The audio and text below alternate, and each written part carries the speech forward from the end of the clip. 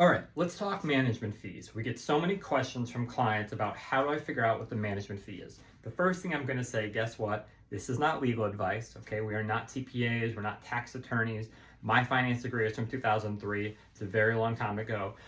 So simple math can be a struggle at this point.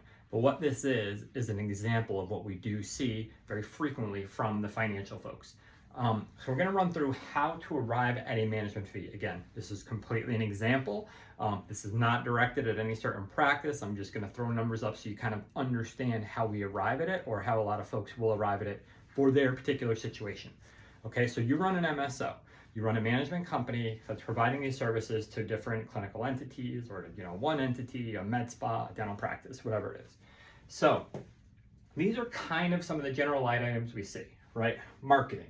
What is our monthly marketing spend for this practice? Now, little asterisk next to it, because in some states you cannot handle marketing for the clinical practice.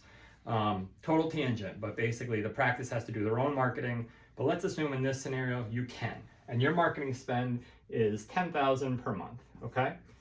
HR and payroll. You've got to run payroll. You've got to pay the folks who work for your management company, the non-clinical folks. You may be able to administer payroll for the clinical side. You generally can't pay those clinical people directly, but you might be handling and running that. So let's say, again, simple numbers, another $10,000 a month, okay?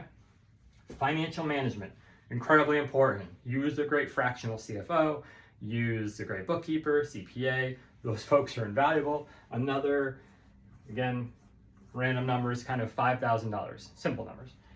Legal compliance, hopefully you use us or use somebody really good. Let's say that every month, you're working on your forms, you're working on consent, maybe you're a membership. So let's call it 2,000, okay?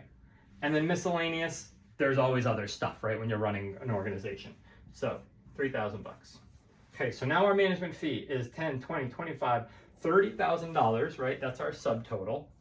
And that's just the money that we spent as a company to run this place. So far, we haven't made any profit. So let's try to make some profit. It's okay to make profit, even in these arrangements. So what we generally will see folks use, and again, talk to your CPA, disclaimers everywhere, is a cost plus method. So we've got our cost. This is what it costs us to run this management company. Now we need our plus, right? We need our profit. So let's say the profit's 30%. Again, don't use me, that is a benchmark. Could be 20%, could be 50%. Let's use 30, right? So 30% on $30,000. We've got 9,000.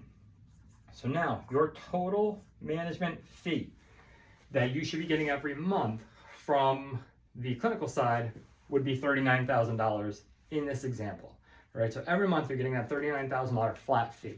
Now, I get it. Some months are up, some months are down. There's going to be ways that at the end of a year, we want a long-term contract. We've got to be cognizant of not price gouging a practice. So we look at fair market value. So there's a number of variables that go into this. But at the end of the day, now we have a flat fee number, not a percentage, that we can use to say, hey, this is what, to use our management company. These are our costs every month for this practice, and this is our profit. So that's our management fee. This number then goes into the management services agreement, or the MSA that you've probably heard us talk about. And that's how we kind of complete that document. So again, talk to the financial team. This is not a legal financial analysis, but really more for example purposes to understand how we arrive at those numbers.